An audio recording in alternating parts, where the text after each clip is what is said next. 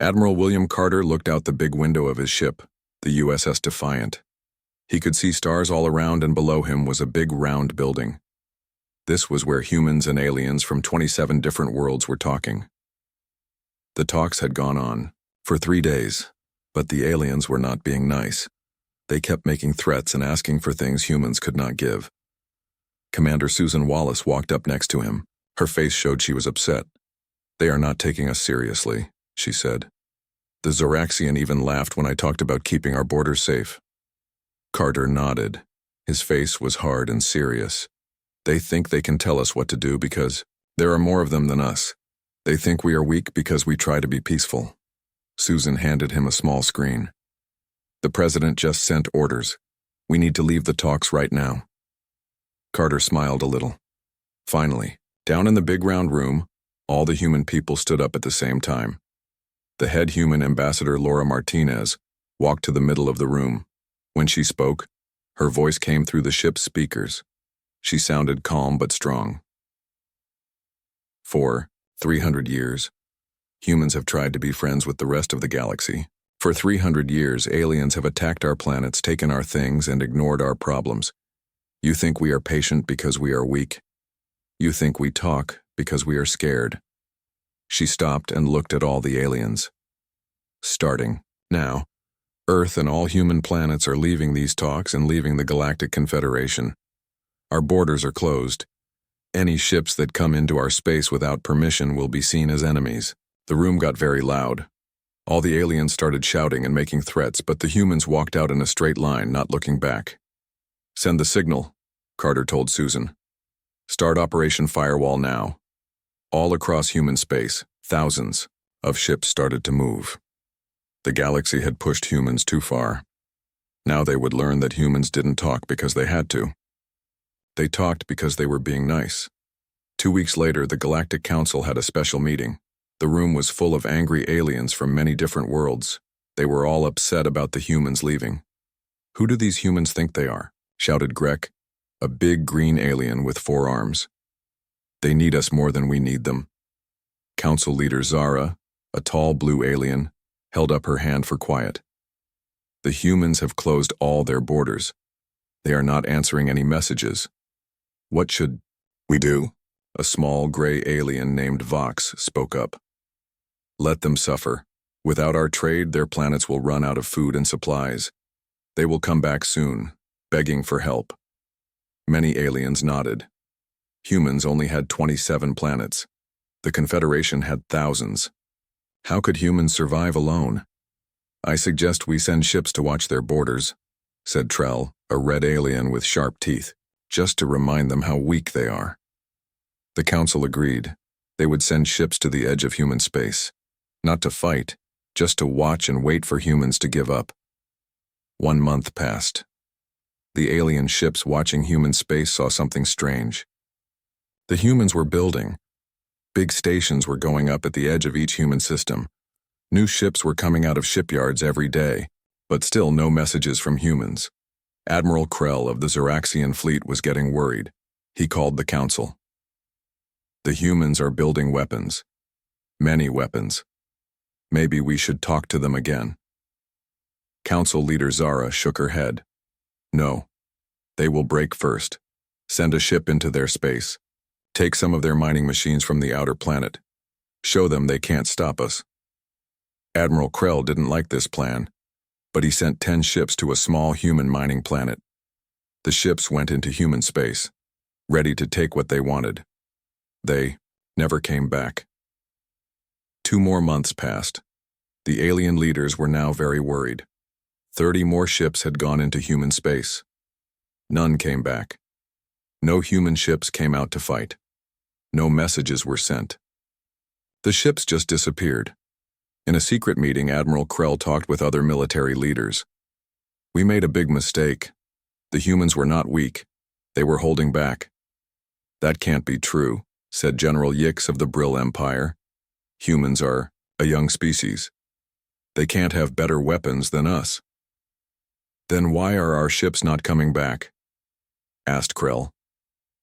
"I think the humans wanted peace, but were ready for war. and now I fear we have woken something very dangerous. At that moment, across all alien space, every screen, radio, and communication device turned on by itself. On every planet, moon, and space station, the same message played. It was shown in each alien's own language perfectly. A human woman with dark hair appeared on screen. She wore a plain gray uniform. Hello from Earth. I am General Nicole Reeves. For 300 years, humans have watched the Confederation, hoping you would stop taking advantage of newer species. We have decided you won't change unless we make you. She continued. You've noticed we've gone quiet. What you don't know is that during this time, we have put small machines all through your space. These machines are now working. All across alien space, thousands of tiny robots had been mapping every military base, shipyard, and government building for months. To show we are serious, we have turned off all your military targeting systems. They will work again in 6 hours. This is not a declaration of war. It is an invitation to think again about how you treat us. Humanity is still open to fair relations, but we will no longer let you take advantage of us. You have 3 months to prepare new representatives to discuss peace between us. The message ended. Across thousands of worlds, military commanders checked their weapons and found they could not target anything. The most secure systems in the galaxy had been hacked. In the council chamber, the aliens looked at each other in shock. How is this possible? Whispered Council Leader Zara. How could they do this? Admiral Krell's face was grim. Because they were never weak. They were being patient, and we just ran out of chances. The humans had not been speaking from weakness after all. They had been showing mercy. 6 months passed without a word from human space. The aliens were first angry, then happy, then confused, and finally worried. Counselor Varric of the Aldaran Collective sat in his office. He was a tall alien with blue skin and needed a special mask to breathe. He looked at the newest reports on his desk. Still nothing from the humans? He asked his helper. Nothing, Counselor, the helper said. It's like they just stopped talking to the galaxy. Our machines can see that life is normal on their planets, but they won't answer any of our calls. The alien leaders had expected humans to come back and beg for help within weeks. Humans only had 27 planets. The Confederation had thousands. Without trade and help from other aliens, humans should have been in trouble by now. What about the ships we sent to their borders? Varric asked. His helper's skin turned pale. We lost contact with 17 scout ships. The Zoraxians lost 10 big warships when they tried to take mining tools from a human planet.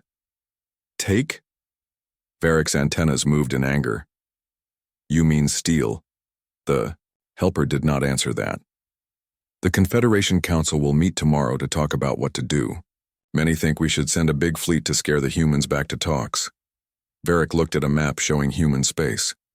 It was small, but somehow it seemed more dangerous each day. At that exact moment, across all alien space, every communication device turned on by itself. On every planet, moon, and space station, the same message appeared, shown in each alien's own language. A human woman with dark hair appeared on screen. She wore a simple gray uniform. Hello from Earth. I am General Nicole Reeves. For 300 years, humanity has watched the Confederation, hoping you would learn to be fair to new species. We have decided you won't change unless we make you. General, Reeves continued. Your spies will have noticed by now that we've gone quiet. What you don't know is that during this time, we have put small machines all through your space. These machines are now working. Across alien space, thousands of tiny robots had been mapping every military base, shipyard, and government building for months. To show we are serious, we have turned off all your military targeting systems. They will work again in 6 hours. This is not a declaration of war. It is an invitation to think again about how you treat us. Humanity is still open to fair relations, but we will no longer let you take advantage of us. You have 3 months to prepare new representatives to discuss peace between us. The message ended. Across thousands of worlds, military commanders checked their weapons and found they could not aim at anything. The most secure systems in the galaxy had been hacked. In his office, Varric sat in shock. How did they do this? He whispered. His helper's voice shook. Sir, reports are coming in from all over the Confederation. Every military base is saying the same thing. They can't target anything. The humans somehow turned off our weapons without us even knowing. Varric stood up and walked to the window. He looked out at the city below. We misunderstood them completely, he said quietly. They didn't talk to us because they were weak. They talked to us because they wanted peace, and we pushed them too far.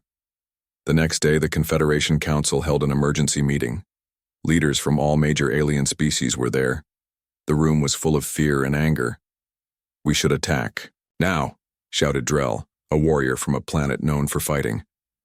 While we can still aim our weapons. With what ships? Asked Admiral Krell of the Zoraxians. The humans just showed they can turn off our weapons anytime they want. We sent 10 warships and none came back. How many more do you want to lose? Council leader Zara tried to keep order. We need to understand what just happened. How could a small group of planets do this to the whole Confederation? An old alien named Professor Quinn stepped forward. He was small with gray skin and had studied humans for many years. I warned you about humans before, he said. They are not like other species. On their home planet, they spent thousands of years fighting each other. War made them strong. Only in the last few hundred years did they find peace among themselves. The room got quiet as everyone listened. Think about what this means, Professor, Quinn continued. Most species find peace, then go to space. Humans went to space already knowing war better than any species in the galaxy. They hoped to find peace here. Instead, they found us, and we treated them like we treat all new species. We took from them. We ignored their complaints. We laughed at their concerns. But they were always nice, said a young alien leader. They always wanted to talk instead of fight. Yes, said Professor Quinn. That was our mistake. We thought they wanted to talk because they couldn't fight. Now we know the truth. They could have destroyed us at any time. They chose not to. They chose peace, again and again. Until finally, we pushed them too far. Admiral Krell nodded. The humans were holding back. All those years they were developing weapons and technology they never showed us. He looked around the room. And now they have things we can't match. The council chamber got very quiet as everyone thought about what this meant. What do we do now? Asked Council Leader Zara finally. We do what the humans asked, said Professor Quinn. We prepare for new talks, but this time we treat them as equals, because now we know the truth. Humans weren't the weak ones at the table. We were. Over the next 3 months, the Confederation prepared for new talks with humans. For the first time, they were scared of another species, but many were also curious. The humans had developed amazing technology in secret. What else could they teach the galaxy? When the 3 months ended, a small message came from human space. It contained just 2 words. We're ready. For the first time in Confederation history, the Council voted to hold the talks on human terms. They would go to Earth, not make the humans come to them. The galaxy was finally starting to understand its mistake. The humans had always had the power. They just wanted to be treated with respect. Now they would get it. Dr. Alan Foster wiped sweat from his face as he checked the big machine one last time. He was in a large room deep under the Rocky Mountains on Earth. Hundreds of other human scientists and engineers worked around him, getting ready for the most important show of human technology ever. All systems are good, said his friend, Dr. Patricia Wells. The alien delegation will be here in 2 hours. Alan smiled. They still think they're coming to tell us what to do. Instead, they're going to see what humans can really do. 3. Months had passed since General Reeves had sent her message to the aliens. The Confederation had been shocked when humans turned off all their weapons. Now they were sending important leaders to Earth thinking they could still tell humans what to do. They thought they still had better technology than humans. They were very wrong. 2 hours later, 12 alien representatives stood in a viewing room. They looked through clear walls at the big machine Alan and his team had built. Some aliens looked proud, others looked nervous. Secretary of Human Affairs Gabriel Ortiz spoke to them. For hundreds of years, the Confederation has kept its power by controlling faster-than-light travel technology. You've kept humans from having the best space travel systems. You've kept our colonies small and dependent on your trade. He pointed to the big machine behind him. That ends today. This quantum displacement engine doesn't just match your faster-than-light travel, it makes your technology look old and slow. In the test room, a small unmanned ship with the new engine turned on. Instead of speeding up slowly like normal ships, it simply disappeared. On a big screen, they could see it reappear instantly near Mars. The alien representatives stared in shock. Their biggest technology advantage had just been broken. This is just one of several new technologies we've developed while we were alone. Ortiz continued. Humans didn't leave the talks to pout. We left to create. We now have energy, manufacturing, and defense technologies that are much better than what the Confederation has. An Alderaan representative stepped forward. She was tall with blue skin and spoke quickly through her translator. If you had such abilities, why talk with the Confederation at all? Why not just take territory by force? Ortiz's face stayed calm. Because humans never wanted to rule others. We only wanted to be treated fairly and have our space respected. Our technology isn't meant as a threat, but as proof that humans are your equals. We can be good friends or dangerous enemies. The choice has always been yours. As the aliens began to understand, they realized something important. Humans hadn't been hiding their abilities because they were weak. They had been hiding them because they truly wanted peace. They had left the talks not to run away, but as a warning to the galaxy. After the demonstration, the aliens asked for time to talk privately. They gathered in a meeting room provided by the humans. This changes everything, said Counselor Varric, of the Alderaan Collective. The humans could have crushed us at any time. But they didn't, said Professor Quinn, the old alien who had studied humans for years. That's what makes them different. They developed all this power and kept it secret. They used it only when they had to. Admiral Krell of the Zoraxians looked troubled. My people have taken resources from human colonies for years. We thought they were too weak to stop us. Now I understand. They let us do it because they wanted peace, more than they wanted revenge. The alien leaders talked for hours. Finally, they agreed on what to do. They would go back to the humans with a new offer. Real partnership, not just a place at the bottom of the Confederation. When they returned to the main room, Secretary Ortiz was waiting with Dr. Foster and several other humans. We've made a decision, said Council Leader Zara. The Confederation would like to form a new relationship with humanity, not as rulers and subjects, but as equal partners. Ortiz nodded. That's all we ever wanted. But I must ask, said Zara, why show us this now? Why not keep your advantage secret? Dr. Foster spoke up. Because keeping secrets leads to fear and misunderstanding. We wanted you to know what we can do so you understand that when we choose peace, it's not because we have to. It's because we want to. The human and alien representatives began to talk about the future. For the first time, they talked as equals.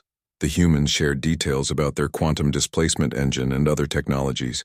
The aliens were amazed at how much humans had created in just 6 months of isolation. There's something I don't understand, said Admiral Krell. How did you develop all this so quickly? Dr. Foster smiled. We didn't. We've had most of these technologies for decades. We just never showed them to you. The aliens looked shocked. For 100 years, human leaders debated whether to share our best technology with the Confederation, explained Secretary Ortiz. Some thought it would make us safer if you knew our true strength. Others worried it would just lead to an arms race. So why show us now? Asked Varric. Because we reached a breaking point, said Ortiz. The Confederation kept pushing, taking more from our colonies, ignoring our complaints. We had to make a choice. Either show our strength or use it. We chose to show it first. As the meeting ended, the alien representatives prepared to return to Confederation space with news that would change galactic politics forever. They had come to Earth expecting to give orders. They were leaving with a new understanding. Humans had never been weak. They had been patient. Admiral Krell stayed behind to speak with Secretary Ortiz privately. My people were the worst offenders, he admitted. We raided your colonies, stole your resources, laughed at your protests. Why didn't you strike back? Ortiz looked at him for a long moment. Because humans have a long history of war. We know how easy it is to start fighting and how hard it is to stop. We chose a different path. The Confederation will never be the same, said Krell. That was the point, replied Ortiz. Change was needed. Sometimes you have to leave the table to make others realize your chair was important. As the alien ships left Earth orbit, humans around the world watched and hoped. For the first time, the galaxy was seeing humans as they truly were. Not a weak species begging for scraps, but a powerful one choosing peace. The humans had left the negotiating table, not as an ending, but as a new beginning. Fleet Commander Joseph Dunn stood on the bridge of the UES horizon, watching as the alien ships gathered at the edge of the Proxima Centauri system. Even though talks had started again, some alien leaders still wanted to solve the human problem with force. Nearly 3,000 warships had gathered, the biggest military force ever seen in the galaxy. Against them stood just 200 human vessels. They're calling us, Commander, said Communications Officer Maria Hill. Put them on screen, Dunn ordered. His face stayed calm as the lizard-like face of Admiral Zextral of the Draken Empire appeared. Human Commander, the alien's rough voice came through the translator. Your species has shown impressive technology, but you cannot stand against our combined fleet. Give up your worlds and technologies now, and your people will be treated well. Joseph allowed himself a small smile. Admiral, I think there's been a mistake. We didn't bring our fleet here to fight you. The alien looked confused. Then explain why you are here. We're here to give you one last chance to leave. My orders are to avoid fighting if possible. Laughter came from the other aliens, visible behind Admiral Zextral. The Admiral's mouth curved into what might be a smile for his species. Your pride is amazing, human. 200 ships against 3,000, and you talk about giving us a chance? Joseph shook his head. Admiral, when we left the Confederation, we weren't just creating new technologies. We were thinking about war in a completely new way. Those 3,000 ships you've gathered represent the old way of thinking, that you win by having more ships and weapons. He nodded to his tactical officer. Let me show you something. All through the human fleet, quantum displacement fields turned on. What the alien sensors saw next caused panic across their command channels. Each human ship seemed to multiply, creating perfect copies that looked just like the originals. Within moments, the human fleet of 200 had become 2,000, then 20,000. These aren't fake images, Admiral, Joseph explained calmly. Each is a quantum echo, fully able to act on its own and carrying the same weapons as its original. We call it the Mirror Protocol. The human commander leaned forward. We don't want this fight, Admiral. There's no glory or victory waiting here, only destruction. I'm allowed to offer you and your fleet safe passage back to Confederation space. For a long moment, the alien commander was silent, his reptile eyes staring at screens showing the impossible numbers now facing his fleet. The Confederation has ruled the stars for thousands of years, he finally said, his voice quieter now. We have never faced a species like yours. That's the point we've been trying to make, Joseph replied. Humans aren't like the other species. You've met. We don't look for fights, but we've spent our entire history preparing for them. A war with humanity has no victory for you, only different levels of loss. Slowly, the massive alien fleet began to break apart, returning to their jump points without firing a single shot. As Joseph watched them leave, he felt no joy, only relief that the message had finally been delivered without bloodshed. Humanity had never wanted war. They had just prepared for it so completely that it became unnecessary. Back on Earth, the Human Defense Council met to discuss what had happened at Proxima Centauri. Admiral William Carter, who had started everything by leaving the negotiating table months ago, looked at the reports. The Mirror Protocol worked perfectly, said General Nicole Reeves. The aliens believed our ships had actually multiplied. Did they? Asked one of the council members. Carter and Reeves shared a look. That's classified, Carter said. Secretary of Human Affairs Gabriel Ortiz joined the conversation. What matters is that another conflict was avoided. But this faction in the Confederation won't give up easily. They've spent too long believing they deserve to rule the galaxy.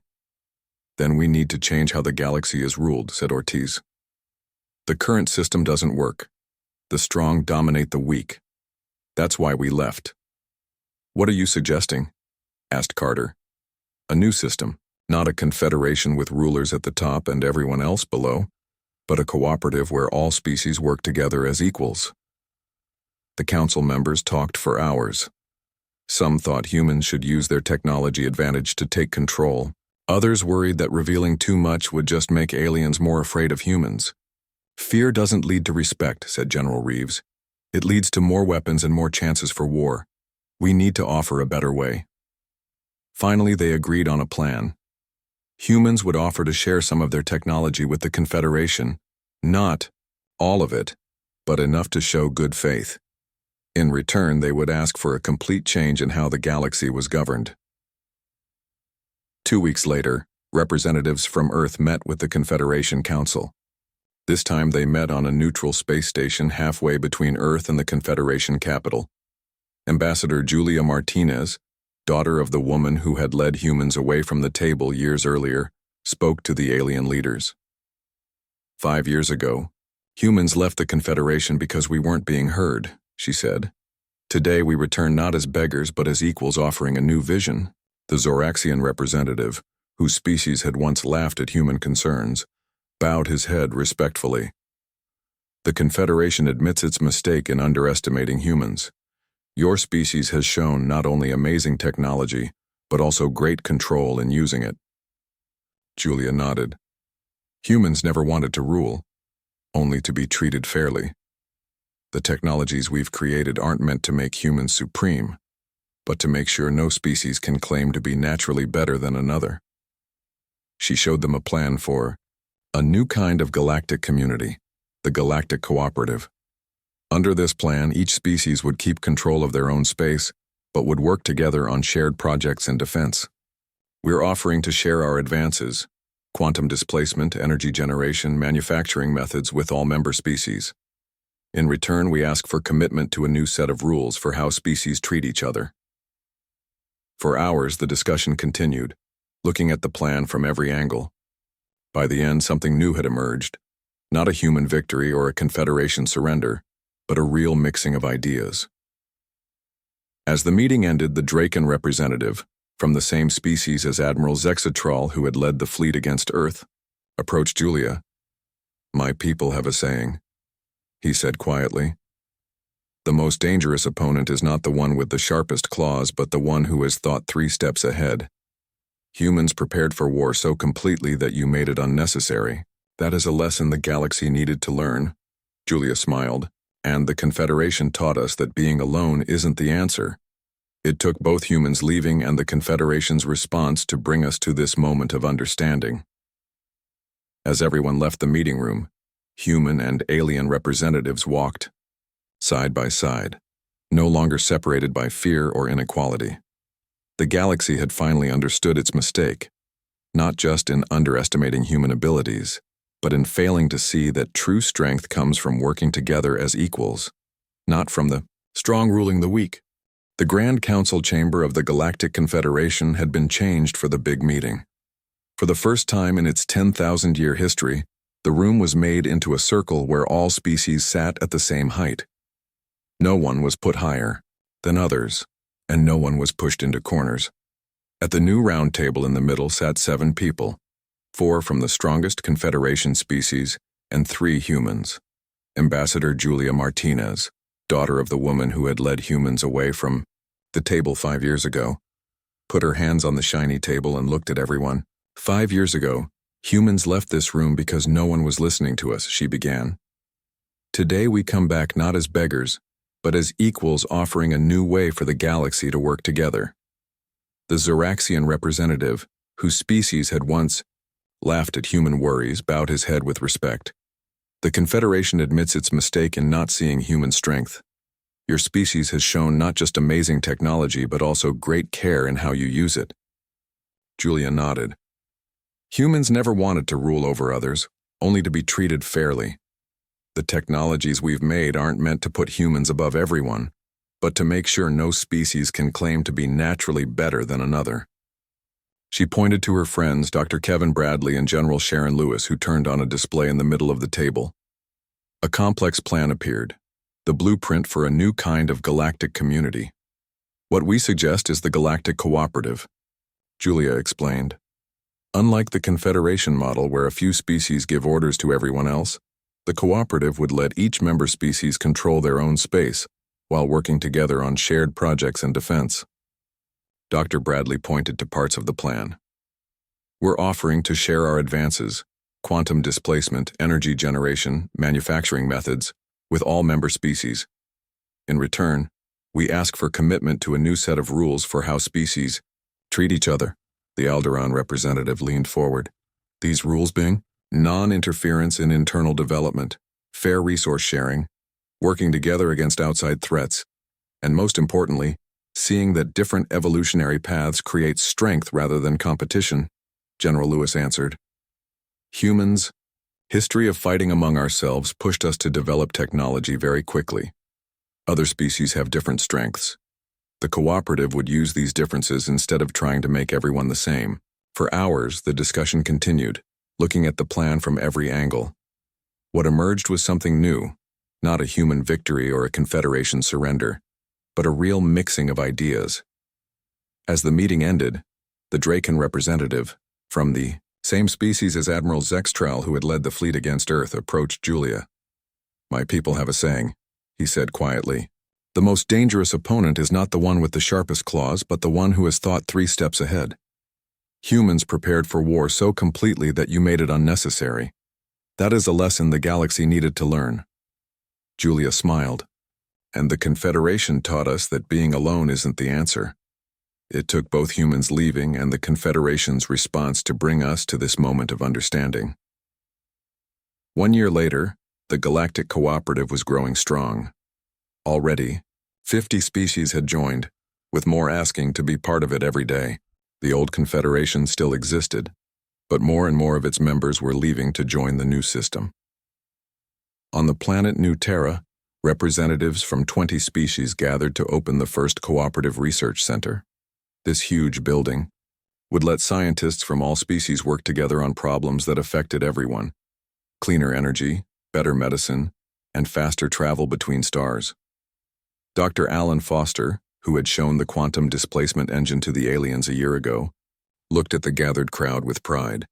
Humans and aliens worked side by side now, learning from each other. Did you ever think we would get here? Asked Dr. Patricia Wells, standing beside him.